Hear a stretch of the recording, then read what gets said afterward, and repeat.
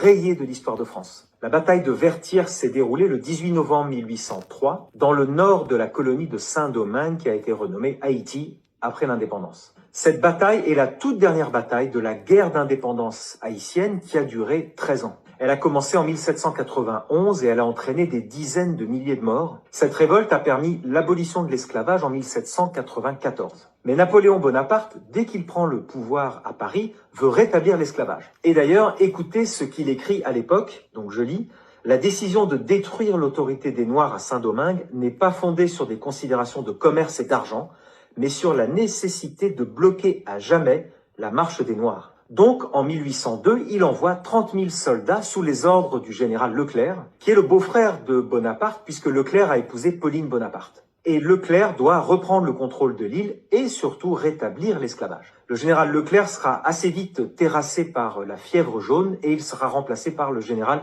Rochambeau. Il y a eu plusieurs affrontements entre les deux armées, mais la bataille décisive est bien celle qui se déroule à Vertières. Les troupes françaises sont retranchées dans le fort de Vertières. Et ce 18 novembre 1803, Jean-Jacques Dessalines, le grand général haïtien, ordonne de prendre le fort de Vertières. Les combats sont très intenses et durent environ 11 heures d'affilée. Les Haïtiens ont des fusils, bien sûr, mais pas de canons. Or, les Français ont amené des canons depuis la métropole et ils tirent sans répit des boulets sur les Haïtiens. La résistance des troupes est vraiment héroïque et la stratégie menée par Dessalines oblige finalement Rochambeau et ses troupes françaises à capituler.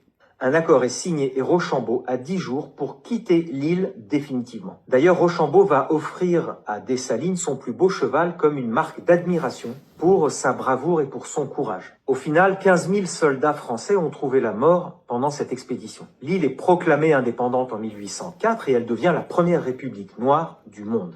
Vertières est une double humiliation militaire d'une part, mais aussi plus profondément une défaite de société, puisque ce sont d'anciens esclaves noirs qui chassent avec force, avec organisation et avec stratégie la plus grande armée du monde à l'époque. C'est la fin du dogme de la race supérieure qu'ont imposé les Occidentaux dans ces colonies.